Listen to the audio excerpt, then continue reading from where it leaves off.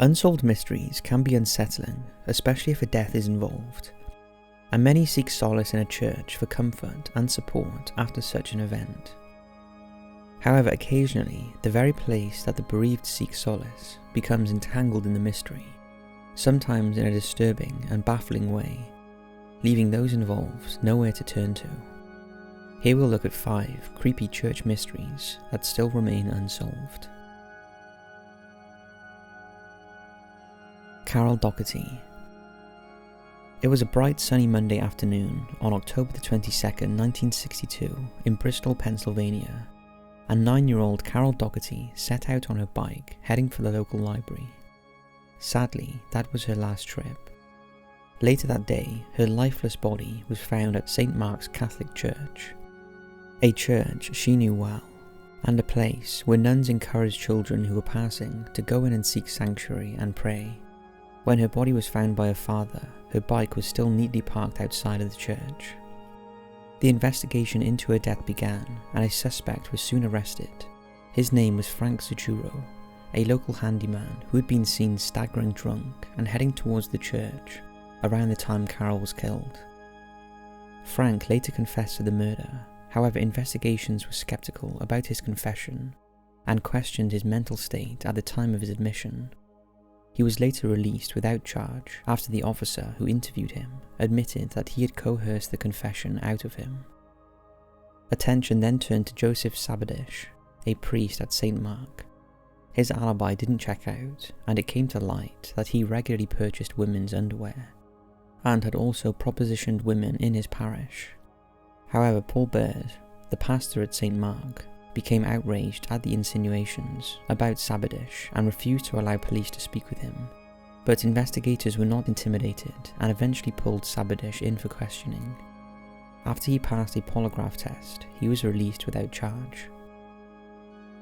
Another suspect, a 24-year-old ex-jailbird, was also questioned after he was spotted outside the church on the day of the murder. He denied any knowledge of the murder, although did lie about his whereabouts at the time Carol was killed. He also passed a polygraph test. In 1994, he was put before a grand jury where he refused to answer questions, invoking his Fifth Amendment right to not answer questions that could incriminate him. He was also released without charge.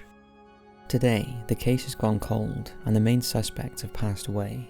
But it is telling that in 2005, Joseph Sabadish's name appeared on a list of 63 priests in Philadelphia who were alleged to have molested children. But the twist in the case is there was one more suspect that the police never interviewed. It was a man who made taunting phone calls to investigators in the days immediately following the murder. The man also chillingly said more children would die. Cryptic messages about the murder were also left in envelopes at the police station, believed to be from the same man. Then in 1992, when Carol's case was covered in a local newspaper, the reporter received several taunting messages from a man who said the case would never be solved. An envelope with a cryptic message also arrived in the newsroom, and another was left under the windshield wiper of his car. Nothing was heard again until 2012, the 50th anniversary of Carol's murder, when again several editors began receiving cryptic emails from an anonymous writer who said Carol's killer would be revealed at last. To date, there has been no further contact. Rothwell Bone Crypt. Rothwell Holy Trinity Church in England was built in the 13th century, and for centuries held a very creepy secret that wasn't discovered until the 18th century, when an unfortunate gravedigger fell through the decaying portion of the church floor into total darkness, before landing and realizing he was surrounded by piles of human bones. According to legend, the man was so traumatized by the event, he went completely insane and never recovered. It's estimated the crypt houses the remains of over 2,500 people and dates back hundreds of years. Although studies have revealed not all the bones are that old, no one knows exactly how the skeletons ended up under the church, although it's speculated that they were exhumed from a nearby graveyard. Others believe they are victims of a fierce battle, or possibly victims of the plague that were buried in a mass grave. Today the mystery remains, and the bones have been catalogued, and the skulls are now neatly lined up on shelves inside the crypt, with their thigh bones displayed in 2 large square piles in the middle. The creepy crypt is also open to visitors who can access the macabre collection through a spiral staircase located at the side of the church.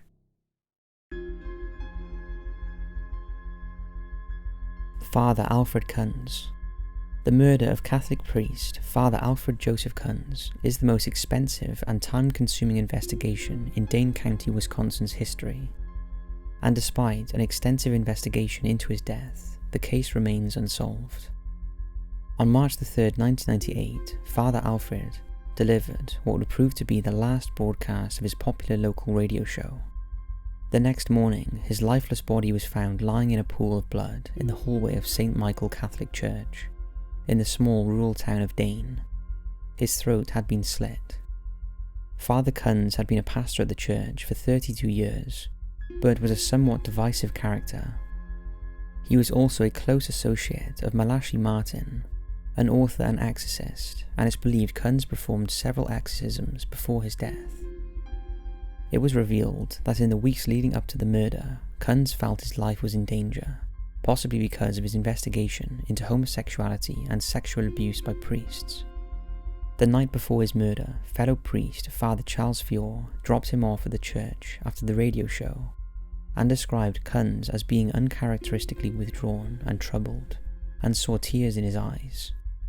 In another, possibly unrelated twist, the Dane County Sheriff's Department revealed they investigated a calf mutilation 15 miles away from Kunz's church the day before his murder, a slaughter they believe was linked to his death and was likely carried out by a cult. They also discovered he had been in several secret relationships with women in his diocese. What is unusual and slightly disturbing about this case is that the police do not consider it cold. They believe they know who murdered Kunz, and they have had an unnamed suspect under surveillance for many years, a man who left the town shortly after the murder, but who they have insufficient evidence to arrest, meaning there is a killer known to the police who is still living freely in the community. West End Baptist Church Miracle. On March 1, 1950, an amazing series of events saved the lives of many people. At the time, it was touted as a miracle, but was it just an extraordinary coincidence? Martha Paul was the choir director at West End Baptist Church in Beatrice, Nebraska. She was a stickler for timekeeping and demanded her choir members arrive at church promptly by 7:25 p.m. for practice.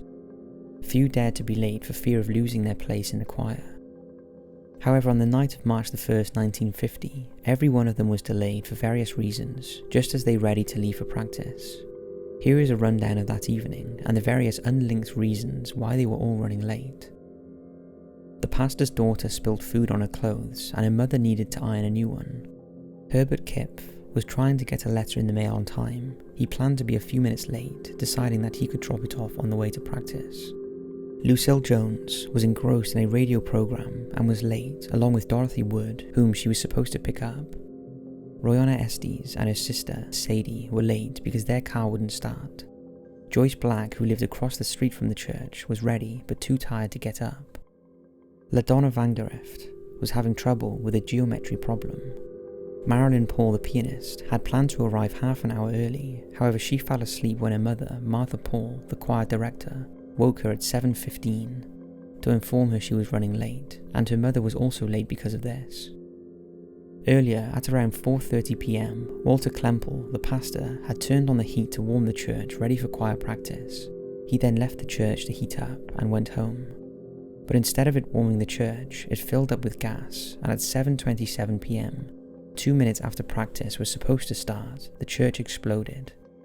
Since none of the members were on time that day, they all survived certain death.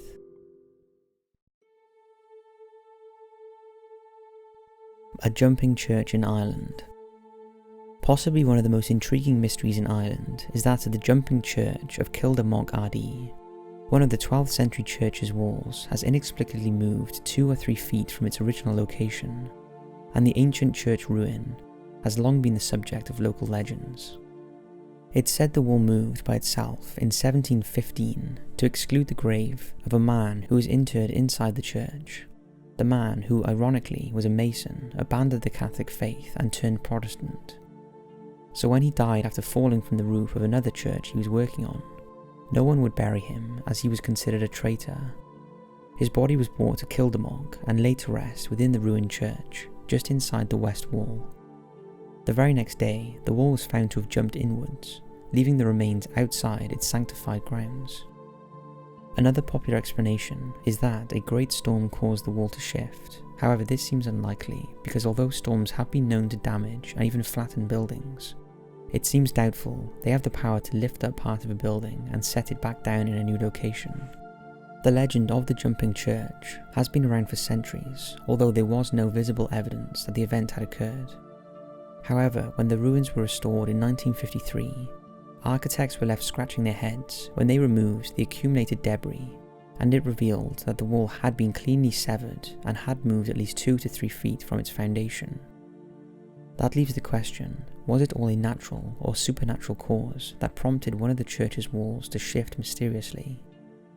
As crazy as the two theories may sound, they cannot be dismissed entirely, as there is historical evidence that the controversial burial did take place as well as the storm.